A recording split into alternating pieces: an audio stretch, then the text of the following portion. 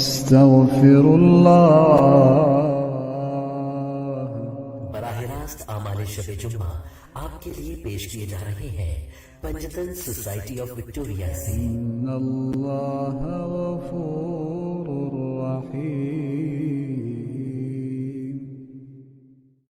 دادا تھے جناب حسن بلگرامی اور سجاد بلگرامی کے، سید عباد حسین زیدی ابن سید قاسم علی زیدی جو نانا تھے حسن بلگرامی اور سجاد بلگرامی کے، سیدہ رخسار فاطمہ رضوی بنت سید رضی حماد جو خوش دامن تھی جناب مولانا ابوالقاسم رضوی صاحب کی، مرحوم مہدی علی خان ابن مرحوم کاظم علی خان، سید اخلاق حسین رضوی ابن سید تاجدار حسین رضوی، مرحومہ زکیہ بیگم مرحوم مرتضیٰ حسین، میر شجاعت حسین رضوی ابن میر واحد واجد علی رضوی، اور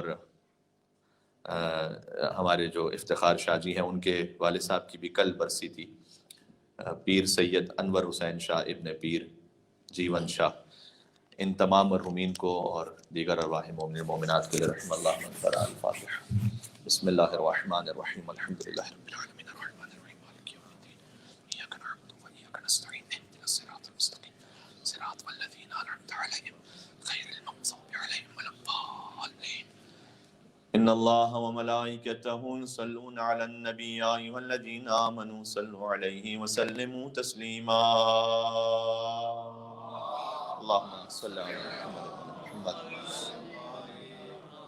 اعوذ باللہ من الشیطان اللعین الرجیم، بسم اللہ الرحمن الرحیم، لا حول ولا قوة الا باللہ العلی العظیم، حسبنا اللہ ونعم الوکیل، نعم المولا ونعم النصیر، وبہ نستعین، وهو خیر ناصر ومعین، والعاقبۃ للمتقین، والجنۃ للموحدین، والنار للعاصین، والصلاة والسلام علی اکرم الانبیاء والمرسلین، حبیب الہ العالمین، سیدنا ونبینا وشفیع ذنوبنا وطبیب نفوسنا ومولانا بالقاسم محمد۔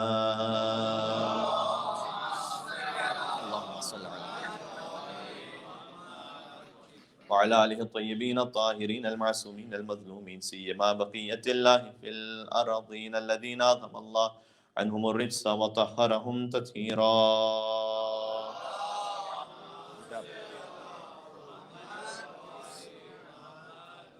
بیٹا بیٹھ جائیے گا، محمد مہدی مسلم یہاں بیٹھ جائیے گا، بیٹھ جائیے، نیچے بیٹھ جائیے، یہاں نیچے بیٹھ جائیے، یہاں نیچے بیٹھ جائیے، یہاں نیچے بیٹھ جائیے۔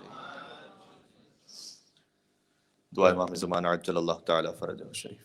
بسم اللہ الرحمن الرحیم، اللہم کل ولیک الحجۃ ابن الحسن صلواتک علیہ وعلی آبائہ فی هذه الساعة وفي كل ساعة وليا وحافظا وقائدا وناصرا ودليلا وعينا حتى تسكنه أرضك طوعا وتمتعه فيها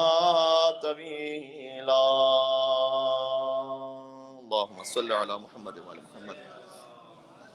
تو لیڈیز کی طرف چھوڑ دیں گے، بیٹا امین کے ساتھ جائیے گا۔ ایک اور صلوات بھیجیں محمد وعلى محمد پر، اللهم صل على محمد وعلى محمد۔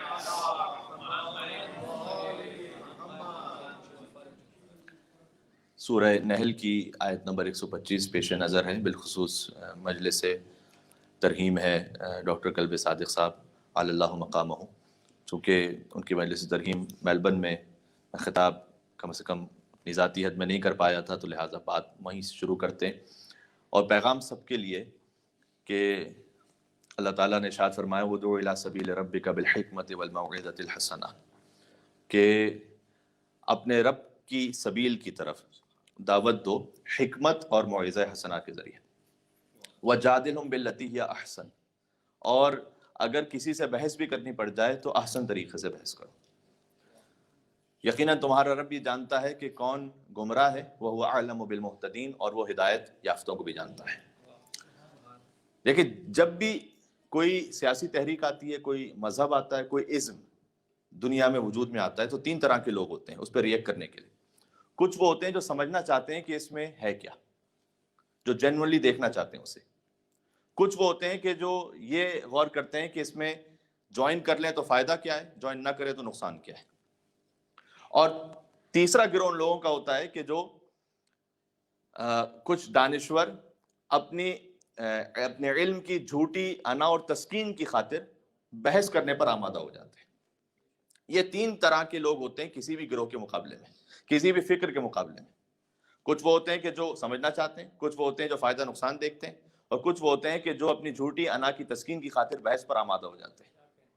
اللہ نے قرآن میں یہ کہا کہ اگر کوئی سمجھنا چاہے اے حبیب تو اسے حکمت سے سمجھا دیجئے، اگر کوئی نفع نقصان کی بات دیکھے تو اسے موعظہ حسنہ کیجئے، اور اگر کوئی بحث پر آمادہ ہو جائے تو ایسے بحث کیجئے کہ جو بحث کا حق ہے، یعنی احسن طریقے سے ادب کے ساتھ بحث کیجئے۔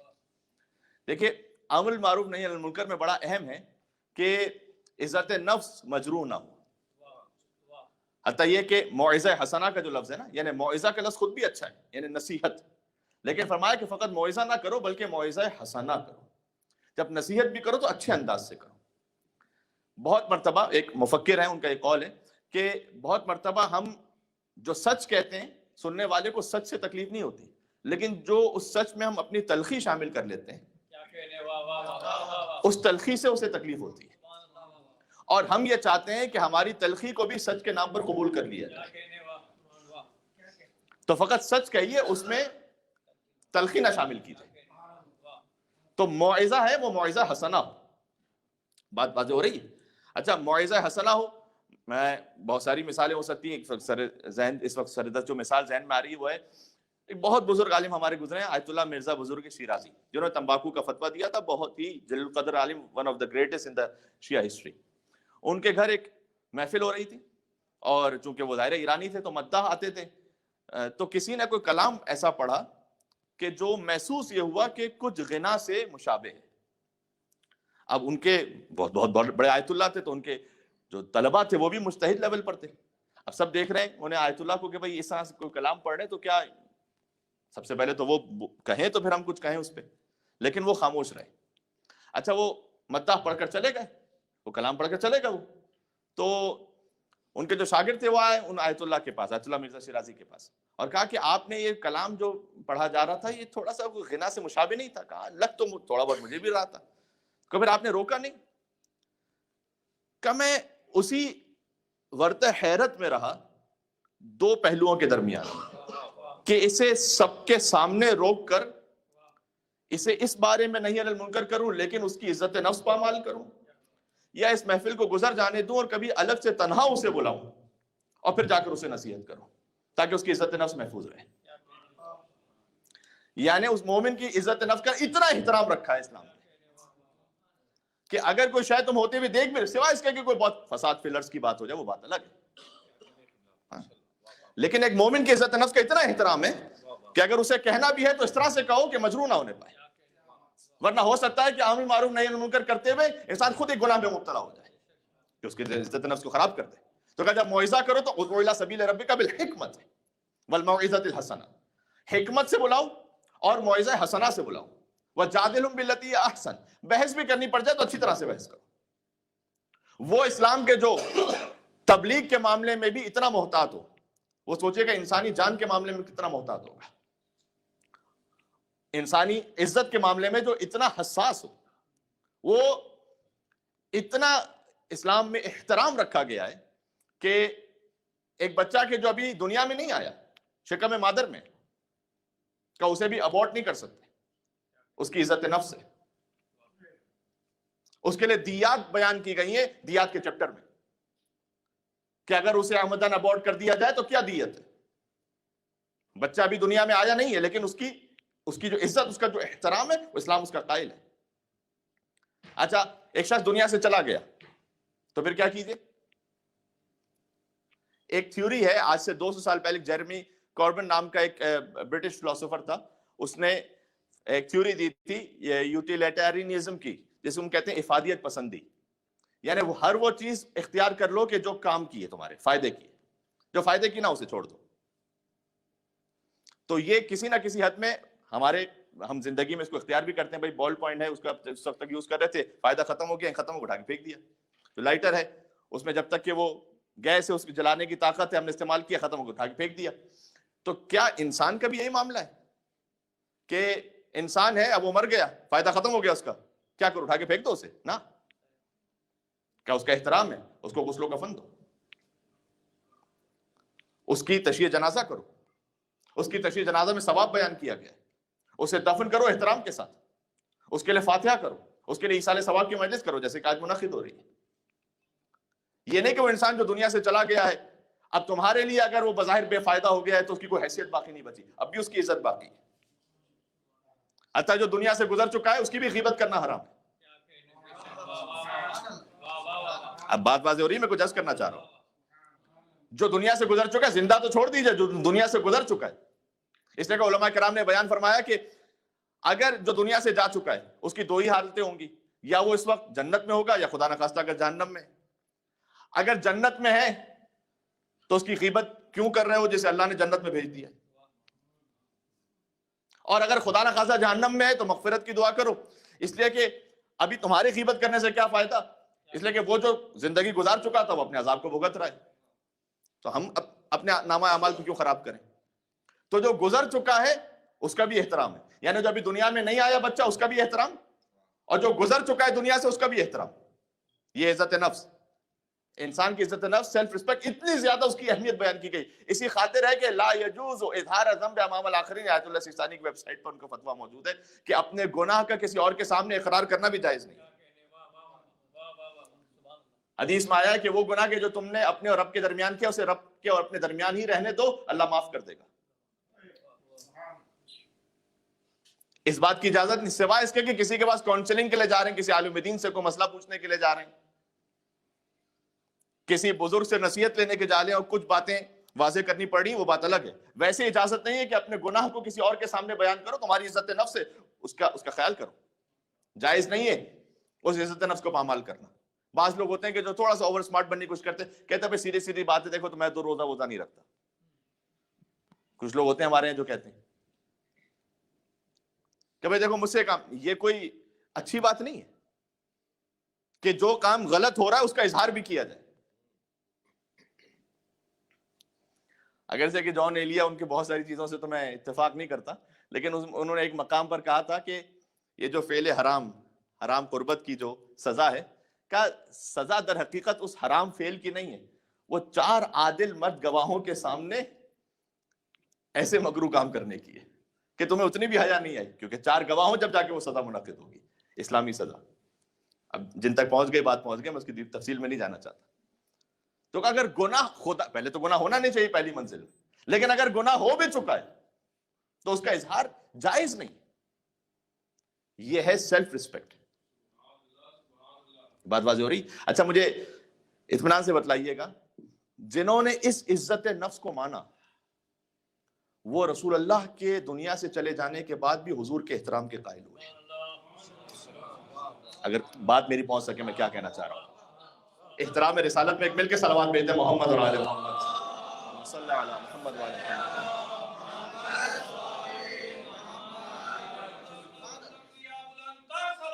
اللہم صلی علی محمد وعلی محمد.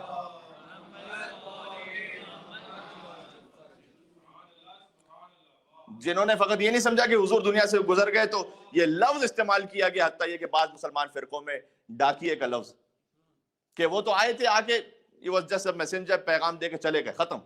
اب آپ کا اللہ کا ماننا. جنہوں نے اس احترام کو مانا کہ مرنے کے بعد حتیٰ ایک عام مومن کا اتنا احترام ہے کہ ان کے لیے انہیں بھول نہ جاؤ, فاتحہ پڑھو, ایصال ثواب کی مجلس کرو, ان کے لیے نیک کام کرو.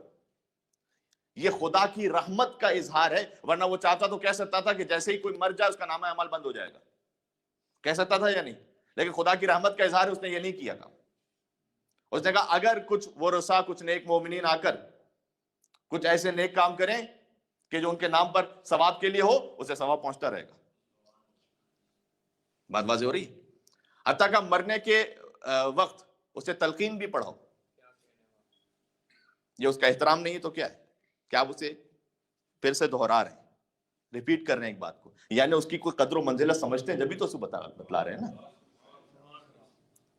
حدیث نبوی تو مشہور ہے کہ اطلب العلم من المہد الی اللحد, علم حاصل کرو ماں کی گود سے قبر تک. پڑھتے سب ہیں, عمل سوائے ہمارے اور کوئی نہیں کرتا اس کو. کون ہے کہ جو قبر میں سکھاتا ہے؟ لیکن یہ مذہب اہل بیت جو کہتا ہے قبر میں بھی تلقین کرو, عقائد حقہ سکھاؤ اسے. بات واضح ہو رہی؟ تو اگر کسی کو اللہ کے راستے پہ بلانا ہے تو اس کی عزت نفس کو مجروح نہ کرو, حکمت سے بلاؤ, موعظہ حسنہ سے بلاؤ, اور جدال احسن کرو. بات واضح ہو گئی؟ اچھا, آپ سب سے پہلے انسانی تاریخ جہاں سے شروع ہوتی ہے وہاں سے دیکھیے گا کہ اللہ تعالیٰ نے کہا کہ آدم کو سجدہ کرو, فرشتے جھک گئے, فسجد الملائکۃ کلھم اجمعون الا ابلیس. ابلیس نے نہیں کیا سجدہ. اس نے کہا کہ اے خدا تو نے اسے مٹی سے بنایا ہے, مجھے آنکھ سے بنایا ہے. تو جو فقط مادے کو دیکھ رہا تھا نا, اس نے احترام نہیں کیا. اللہ نے کہا نفخت فیہ من روحی, اس میں میری روح موجود ہے. جس نے انسان کو فقط مادے کی حد میں دیکھا, اس نے کہا ایک بٹن دبا کر لاکھوں مار دو, فرق نہیں پڑتا کوئی. جس نے انسان کو فقط اس کی فارمیشن میں نہیں دیکھا, اس میں یہ دیکھا کہ اس میں اللہ کی روح موجود ہے. اس نے کہا شکم مادر میں بھی بچے کا احترام ہے اس لیے کہ روح آ چکی ہے, مرنے کے بعد بھی احترام ہے اس لیے کہ جسم ختم ہوا ہے, روح باقی ہے. بات واضح ہو رہی؟ تو ایک مرتبہ ہے کہ آپ فقط ظاہر کو دیکھیں. جو ظاہر کو دیکھے گا نا, مادیات میں جو رہے گا, وہ چاہے کتنا ہی علم آ جائے اس کے پاس, وہ علم بہت ممکن ہے کہ انسانیت کے فائدے کے بجائے اس کی تباہی کا باعث بن جائے. ابھی کووڈ 19 کی مثال بہت سامنے کی ہے, اس کے لیے ویکسین پر کتنی زیادہ مینیپولیشن ہے. ایک کنٹری دوسرے کنٹری کے ویکسین کو ماننے کو تیار نہیں ہے. کیوں؟ اس لیے کہ کمرشلزم ہے اس میں پورا انوالو ہے. ٹھیک ہے, تو جو رشینز ہیں وہ مثلا ویسٹ کو نہیں مان رہے, جو ویسٹ ہیں وہ رشینز کو نہیں مان. اگر انسانیت کے لیے کام ہے تو پھر مل کے کیوں نہیں کرتے؟ نہیں, اس میں تو بلینز آف ڈالر انوالو ہیں. جہاں پر آپ خدا کو نکال دیے نا بیچ میں سے, تو علم بھی سب سے بڑی شیطنت کی سبیل ہے, اس کا ذریعہ ہے. جہاں آپ اگر ٹیکنالوجی سے اور سائنس سے خدا کو نکال دیجئے تو پھر وہ فضولیات اور گیمز ہیں جس کو وہ بنائیں گے, فحشا کی ویب سائٹس ہیں, وقت ضائع کرنے کے لیے ہزاروں اور سینکڑوں چیزیں ہیں جس میں انٹرٹینمنٹ کے نام پر پھنسا کر وہ بلینز آف ڈالر سے کمائیں گے اسی سائنس اور ٹیکنالوجی سے, اس لیے کہ بیچ میں خدا نہیں ہے. تو ہر علم وہ بھی سود مند نہیں ہے, فائدہ مند نہیں ہے. حتیٰ یہ کہ وہ, میں چونکہ مجلس مرحوم ڈاکٹر کلب صادق صاحب کی ہے تو انہی کی دی ہوئی مثال ہے. وہ یہ کہتے تھے کہ کچھ مفتیان کرام, وہ جہاں پر وہ, میں ان مفتیوں کی بات کر رہا ہوں جو اہل بیت کے مذہب سے دور ہیں, جن کے آخر میں بند آتا ہے. تو اس لیے کہ کچھ چیزوں کو رٹ لیا لیکن علم اور تفکر اور شعور نہیں ہے نا, تو کہتے تھے کہ یہ فتویٰ نہیں ہے, یہ فتنے ہیں. تو کہہ رہے مولوی صاحب سے پوچھا گیا کہ مولوی صاحب یہ بتلائیے گا کہ ڈبل بیڈ کا استعمال جائز ہے یا نہیں. اب وہ تقریر میں بیان کر رہے ہیں, ابھی تو کافی دیر ہے, میرے خیال میں 10 منٹ تو باقی ہے شاید نا. اللہم صلی علی محمد وآل محمد.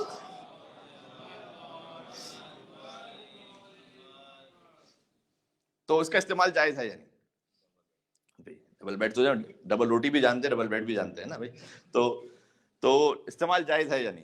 تو انہوں نے کہتے ہیں کہ اپنی ریش مبارک جو لمبی سی تھی اسے ہاتھ پھیر پھیر کر کہا کہ اس کا استعمال حرام ہے اس لیے کہ رسول اللہ کے زمانے میں کوئی ایسی چیز موجود نہیں تھی, تو یہ بدعت ہے.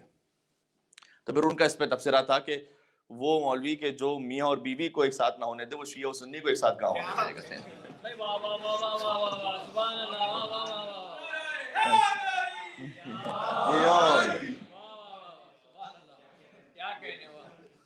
کہ روح کے سالے ثواب کے لیے مل کے صلوات بھیجے گا محمد و آل محمد، اللہم صلی علی محمد و آل محمد۔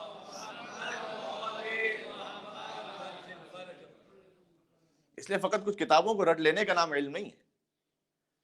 امیر بیان کا سبحان اللہ کیا خوبصورت جملہ، آج سے 1000 سال ایک پرانی کتاب ہے کنز الفوائد علامہ کراچکی کی، اس میں وہ مولا کائنات کی ایک حدیث لکھتے ہیں، کہتے ہیں العقل ولادۃ والعلم افادۃ ومجالس العلماء زیادۃ۔ العقل ولادۃ، کہتے ہیں ولادت در حقیقت اس کی ہے جس کے پاس عقل ہے، یہ مولا علی کا جملہ ہے، یعنی انسانی ولادت، باقی تو پھر وہ حیوان ہے۔ انسانی ولادت وہ ہے جس کے پاس عقل ہے۔ اس لیے اسلام میں ہے کہ کلما حکم بالعقل حکم بالشرع، ہر وہ شے جس کا عقل حکم دیتی ہے اس کا شریعت حکم دیتی ہے۔ اب یہ الگ بات ہے کہ فقط ہم اور آپ کی محدود عقل نہیں، وہ معصوم کی عقل، اسی کو سمجھنے کے لیے اجتہاد ہوتا ہے، ٹھیک ہے۔ تو العقل ولادۃ والعلم افادۃ، اس کے بعد کہتے ہیں کہ جس کے پاس عقل ہے نا، علم اسے فائدہ پہنچائے گا، ہر ایک کو علم فائدہ نہیں پہنچائے گا، ہے نا۔ اور پھر کہتے ہیں مجالس العلماء زیادت، اور جس کے پاس عقل ہے اور جس کے پاس علم ہے، جب وہ علماء کی مجلس میں بیٹھے گا تو اس کی عقل اور اس کے علم میں اضافہ ہو جائے گا۔ یہ امیر بیان کا کلام ہے۔ اچھا اس میں بھی پھر مولا نے کہا کہ 2 لوگوں نے میری کمر کو توڑ دیا، 2 لوگوں نے میری کمر کو توڑ دیا۔ یہ ایک اور بھی طریقے سے حدیث موجود ہے، لیکن جو میں آپ کو سنا رہا ہوں شاید اس طرح سے نہ پہنچی، کہ 2 لوگوں نے میری کمر کو توڑ دیا، کہ ایک عالم متحدث و جاہل متنسک، ایک وہ عالم کہ جہاں تک اس کی لمٹ ہے اس لمٹ سے آگے بڑھ کر پردہ چاک کرنا چاہتا ہے۔ جبریل نے کہا تھا کہ بس یہ میری حد ختم ہو گئی، اگر میں انگشت پور کے برابر بھی آگے بڑھوں گا تو جل کر مر جاؤں گا۔ یہ آپ کیا سمجھ رہے ہیں کہ باقاعدہ کوئی یہ تکلف اور تعارف ہو رہا تھا کیا، کہ بھئی تکلفاً جبریل کہہ رہے نہیں میں کہاں سے آگے بڑھوں؟ نہیں، وہ جو حد تھی وہ اپنی حد کو پہچانتے تھے کہ بھئی سید الانبیاء سید الملائکہ کی یہ حد ہے، بس اس حد پر آ کر اب جو آگے ہے وہ غیب الغیوب ہے، وہاں تک میں جا نہیں سکتا ہوں۔ مولا کائنات نے کہا کہ اس عالم نے میری کمر کو توڑ دیا ہے کہ جس علم تک اللہ نے اسے رکھا ہوا ہے اس سے آگے وہ پردہ چاک کرنا چاہے، نہ کرو۔ اس کی تفصیل کبھی اور صحیح، بلکہ حضرت حجت نے ایک جو خط لکھا اس خط میں ایک بات موجود ہے کہ لا تحاولوا ان کشف ما غطی عنکم، کہ اس بات کو کوریدنے کی کوشش نہ کرو جسے اللہ نے تم سے پوشیدہ رکھا ہوا ہے۔ کچھ باتیں ایسی ہیں کہ جو غیب ہیں، جانے کی کوشش نہ کرو۔ مولا نے کہا کہ جو اس پہ کرنے کی کوشش کرے گا اس نے میری کمر کو توڑ دی۔ وجاہل متنسک، دوسری طرح سے وہ جاہل بھی کہ جو فقط عبادتوں میں لگا ہوا ہے، یہ متنسکن ہے مناسک سے، عبادت سے، وہ فقط جو جاہل عبادتوں میں لگا ہوا ہے جس کا علم سے تعلق نہیں، اس نے بھی میری کمر کو توڑ دیا۔ وہ عالم کہ جو اپنے علم کے معاملے میں ایسا شوقین ہو گیا ہے کہ جو اللہ کی دی ہوئی حد سے بھی آگے گزرنے کی کوشش کر رہا ہے، اس نے بھی میری کمر کو توڑ دیا۔ اللہ کی جو دی ہوئی حد ہے نا وہ ہے تعبد، جہاں اللہ نے کچھ کہہ دیا ہے اس کے بعد پھر اپنا علم اپنا فلسفہ نہ لے کر آؤ، رک جاؤ آپ، سٹاپ۔ میں آپ کو تاکہ بات پیچیدہ نہ ہو جائے میں آپ کو پھر ابتدائے انسانیت سے ایک مثال دیتا ہوں۔ اللہ تعالیٰ نے کہا کہ میں ایک بشر خلق کرنے والا ہوں۔ ملائکہ نے کہا کہ پروردگار تو اسے خلق کرے گا کہ جو زمین میں فساد کرے گا۔ انہوں نے پہلے اپنے علم کا اظہار کیا۔ اللہ نے کہا انی عالم ما لا تعلمون، میں وہ جانتا ہوں جو تم نہیں جانتے۔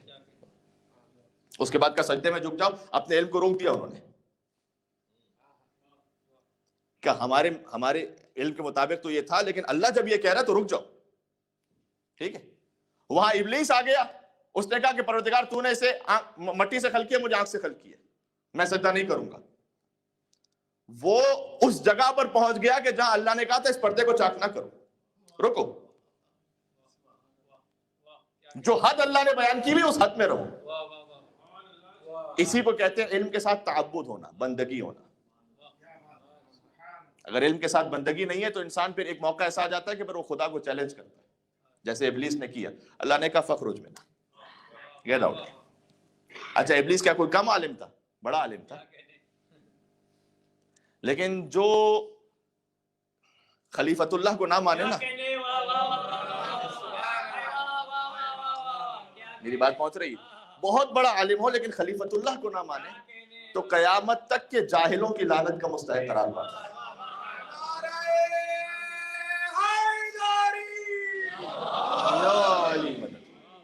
बात पहुंच रही, मिल के सलावत भेज दीजिएगा मोहम्मद और आले मोहम्मद पर, अल्लाहुम्मा सल्ली अला मुहम्मद व आले मुहम्मद।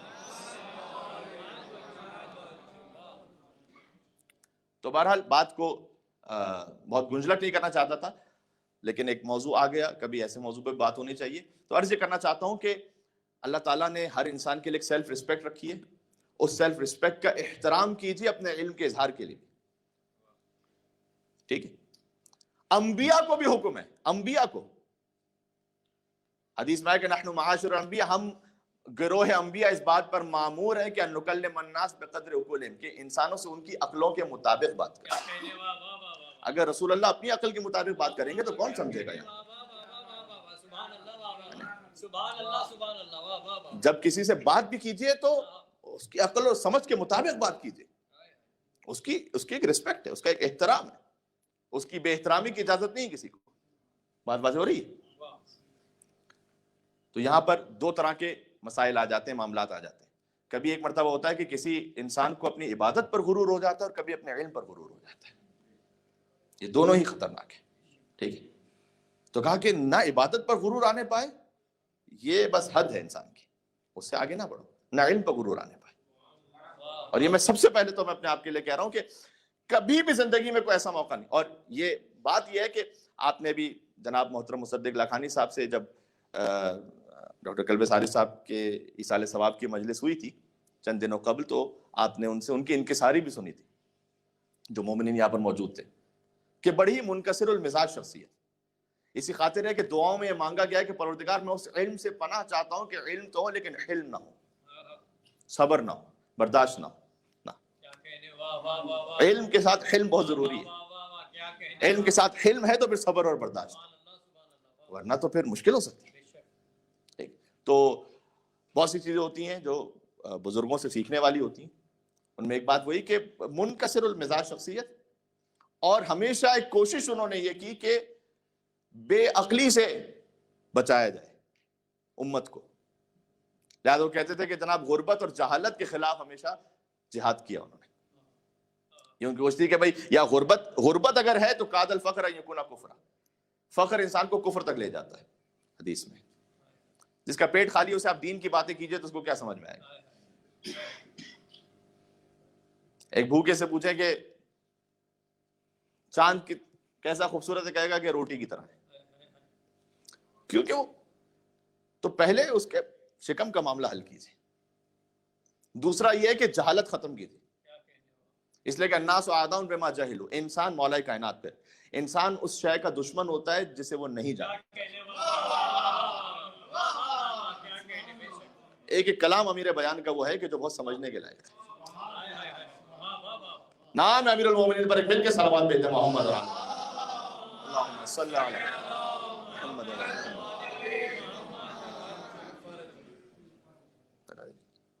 कि इंसान उसका दुश्मन होता है जिसे वो नहीं जानता, जान लेता है हल हो जाता है।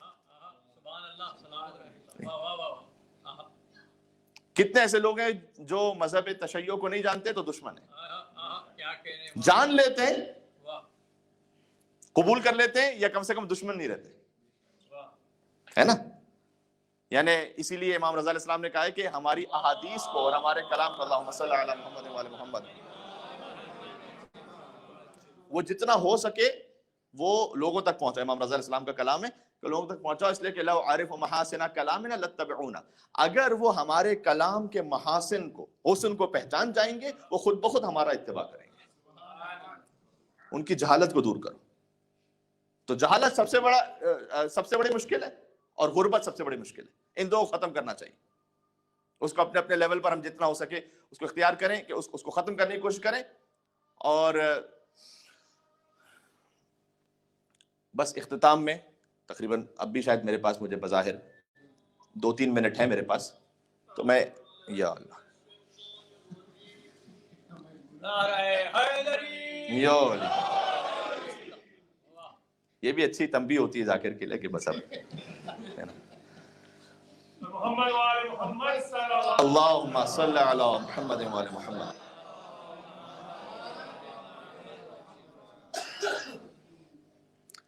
زیادہ تفصیل میں نہیں جاؤں گا، ایک جملہ یہ کہہ دیتا ہوں، اس قسم کے جو مراکز ہیں نا، یہ بہت بڑا ریسورس بن سکتے ہیں غربت کو ختم کرنے کے لیے بھی اور جہالت کو ختم کرنے کے لیے، اگر ہم صحیح طرح اس پہ کام کریں تو.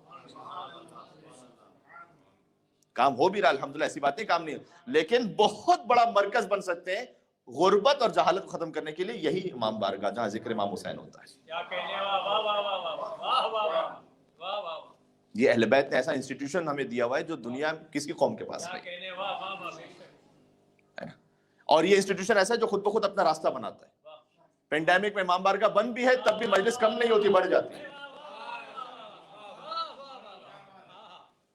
پانی جو نا اپنا راستہ بنا، پانی کو آپ روک نہیں سکتے نا. حسین آب حیات ہے، نام حسین کو آپ روک نہیں سکتے، یہ راستہ بنائے گا، یہ نکلے گا. تو یہ اتنا بڑا انسٹیٹیوشن ہے جو دنیا کی کسی قوم کے پاس نہیں، جس کے لیے نہ کسی دعوت نامے کو دیا جاتا ہے کہ آپ دعوت دی جا رہی ہے کہ آپ تشریف لائیے گا. آپ میں سے اس وقت اتنی بڑی تعداد میں یہاں موجود ہیں، کسے کوئی ذاتی طور پر فون کیا گیا کہ آنا مجلس میں؟ سب نے اعلان دیکھا آ گئے. یہ امام حسین کے نام کی کشش ہے. خاندان اجتہاد نے ہندوستان میں اسی نام امام حسین کی کشش پر حتیٰ ہندوؤں کو بھی کھینچ لیا اپنی طرف. وہ خدا کو نہیں مانتا لیکن امام حسین کو مانتا ہے.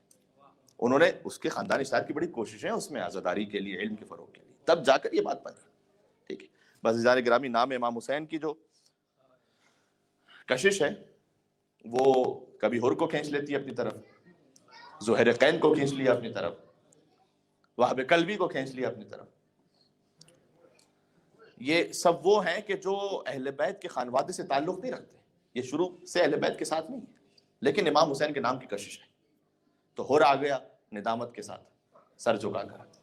مجھ سے میرے محترم جناب حسن عسکری صاحب نے، جنہوں نے آج ماشاءاللہ اس مجلس کا اہتمام کیا ہے اور نیاز اہل بیت کا بھی اہتمام کیا، اسے کہا تھا کہ دو جملے مختلف شہیدوں کے حوالے سے ہو جائیں. تو اب جتنا وقت میں شاید 1-2 منٹ لوں گا میں مصائب کے لیے. جو میں دیکھ کر آیا تھا وہ 8:49 میں نماز کا ٹائم، جہاں میرے پاس جو کیلنڈر تھا، تو اب تقریباً ہوئے ہیں. تو بس میں 1-2 جملے کہتا ہوں کہ کبھی ہور آتے ہیں سر جھکا کر، کیا حلی من توبۃ، کیا میری توبہ قبول ہو سکتی ہے. نام امام حسین میں ایسی کشش ہے کہ کبھی وہاب کلبی، امام حسین آتے ہیں اور وہاب کلبی کہیں گئے ہوئے تھے اور دیکھا کہ ان کی ماں ہے فقط موجود ہے. تو ماں نے کہا کہ میرا بیٹا گیا ہے پانی لینے کے لیے، گئے یہاں پانی نہیں ہے. اور امام حسین نے اپنے قدموں سے اشارہ کیا اور ٹھوکر مار کر چشمہ بہہ گیا اور کہا کہ جب تیرا بیٹا واپس آ جائے اسے کہنا کہ یہاں سے پانی لے لے، لیکن مسلمانوں کے رسول کا نواسا وہ بڑے سخت مصائب میں اس کی مدد کو پہنچے. یہ امام حسین کے نام کی کشش تھی کہ جو بظاہر عیسائی تھے وہ پہنچ گئے امام حسین علیہ السلام کی نصرت کے لیے. سبحان اللہ. یہ اس لیے مذہب امام حسین کی طرف کھینچنے کے لیے کسی مذہب کی بھی قید نہیں ہے، نفس کی شرافت، خون کی طہارت چاہیے فقط. اور کبھی سعید ابن عبداللہ جیسے بوڑھے سپاہی یہ کہتے ہیں کہ 17 تیر اپنے سینے پر کھا کر امام حسین کے سامنے کھڑے ہو کر کہتے ہیں کہ مولا کیا میں نے جو وفا کا حق تھا وہ ادا کیا یا نہیں کیا. اور مولا نے کہا انت امامی فی الجنہ، تم جنت میں بھی جاؤ گے تو میرے آگے آگے جاؤ گے. اور کبھی مسلم ابن اوسجہ بھی جب شہید ہونے لگے اور حبیب ابن مظاہر بھی جب شہید ہونے لگے تو اپنے ساتھیوں سے کہتے ہوئے اسی کا بحاظ الامام، مجھے کوئی اور وصیت نہیں ہے، فقط میں وصیت کر رہا ہوں کہ مرتے مر جانا لیکن اس امام کا ساتھ نہ چھوڑنا. یہ عجیب کشش تھی، امام حسین کی عجیب محبت تھی. اور پھر جب بنی ہاشم کی باری آ جائے تو کیا کہنا. کبھی اون و محمد جاتے ہیں، ایک کا لاشا حسین نے اٹھایا، ایک کا لاشا عباس نے اٹھایا. آپ کی صدائیں بلند ہو جائیں گی تو مجھے ماشاءاللہ بہت سے سادات کرام تشریف فرما ہے اور سینکڑوں مومنین کے سارے ثواب کی مجلس سے عطا ہے. اللہ جانے کہاں تک یہ ثواب پہنچے گا. خدا آپ پہ کوئی غم نازل نہ کرے سوائے غم امام حسین علیہ السلام کے. اور کبھی وہ بھتیجے کی پامال لاش کا اٹھانا، ایک تنہا چچا ہے جو گٹری میں اپنے بھتیجے کی لاش کو لے کر آئے اور جب بہن زینب نے پوچھا کہ بھیا ہاتھ تو خالی ہے لاش کا، کہ بہن یہ تو پیٹھ پر گٹری دیکھ رہی ہے، اس میں قاسم کی لاش کے ٹکڑے موجود ہیں.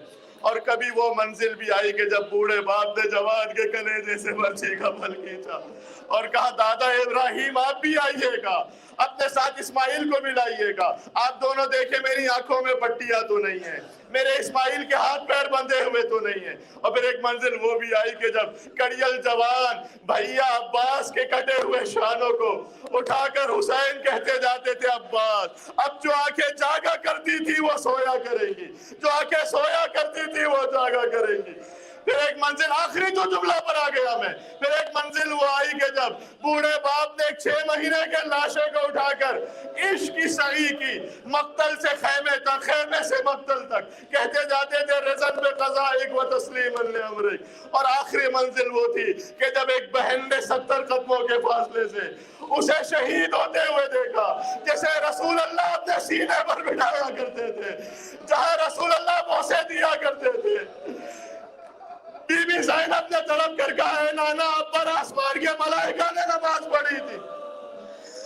لیکن میں یہاں بات کو کیسے روک دوں جب تک کہ حسین کی اس بچی کا ذکر نہ کر دوں۔ امام زمانہ فرماتے ہیں جب حسین ان کی سانسیں رکنے لگی تھی، حسین کبھی اپنے دست و پا پھیلا رہے تھے، کبھی مولا سمیٹ رہے تھے، پھر کہتے ہیں اس وقت بھی آپ نیم کھلی ہوئی آنکھوں سے اپنے بچوں کی طرف دیکھ رہے تھے، یعنی حسین سکینہ کی طرف دیکھ رہے تھے۔ حسین جانتے تھے سکینہ یتیم ہو جائے گی، تماچے مارے جائیں گے، کوئی سر پر ہاتھ رکھنے والا نہیں ہوگا۔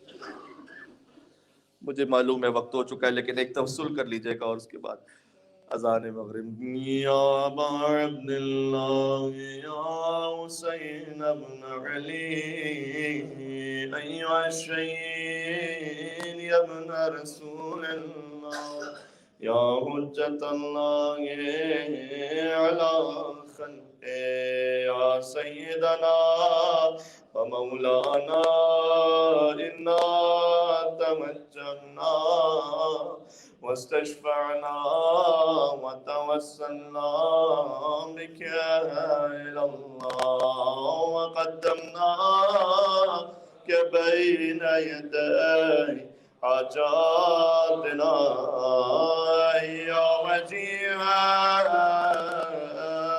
عند الله اشفع لنا